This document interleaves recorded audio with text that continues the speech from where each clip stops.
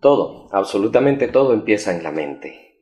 Los sueños, las metas, los anhelos, un matrimonio, los hijos, todo se concibe en nuestra mente. ¿Por qué razón? Nuestra mente es un lugar tan poderoso, tan precioso, y por esa razón es que muchas veces el enemigo de nuestras almas trata de dañar nuestra mentalidad, y en muchos casos, no hay que negarlo, en muchos casos lo ha logrado. Muchas personas, miles, millones de personas viven con una mente esclavizada, creyendo que lo que están haciendo está totalmente bien, pero que están completamente equivocados. Ahora, ¿por qué nosotros como cristianos debemos de tener una mente que le agrade a Dios y que esté de acuerdo a los planes de Dios para nuestra vida? ¿Por qué razón es que nosotros estamos, como hijos de Dios, estamos predestinados a tener bendición en nuestra vida si nosotros aprendemos a tener la mente de Cristo Jesús? En esta tarde yo quiero platicarle un texto bíblico que está aquí en el libro de Efesios capítulo 4, versículos 22 al 24, y dice: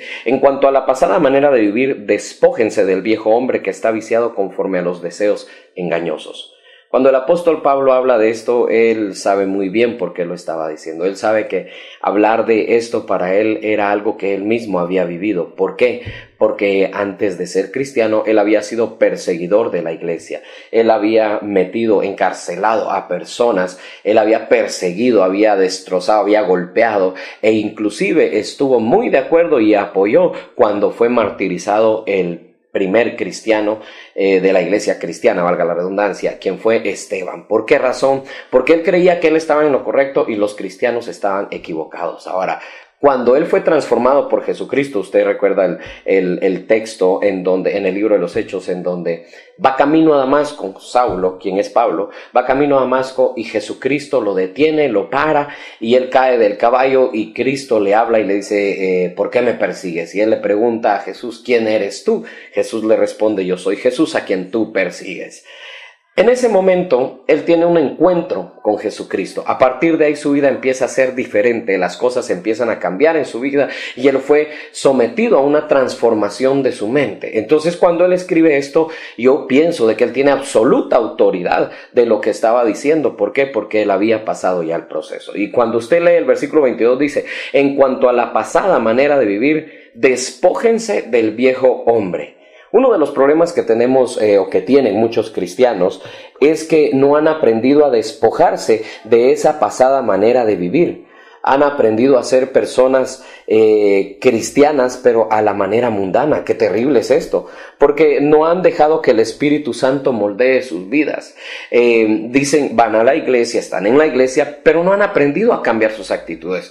Ahora, todo empieza en la mente. Cuando nosotros como cristianos empezamos a entender, a concebir en nuestra mente que ya no somos las personas de antes, que ya somos personas nacidas de nuevo, todo en nuestra vida, absolutamente todo tiene que cambiar. Nuestros pensamientos, nuestros anhelos, nuestros deseos tienen que alinearse a la voluntad de Dios. ¿Por qué? Porque de esa manera nosotros vamos a tener un futuro lleno de bendición.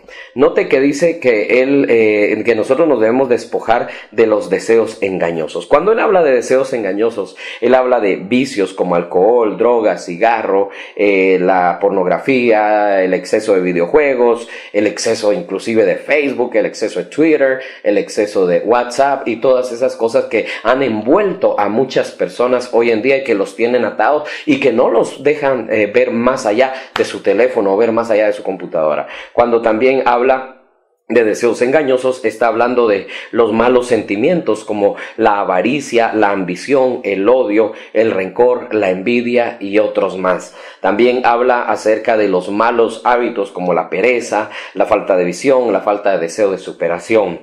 También está hablando de las malas conductas como el adulterio, como la burla, como el chisme, como la fornicación, como las malas palabras.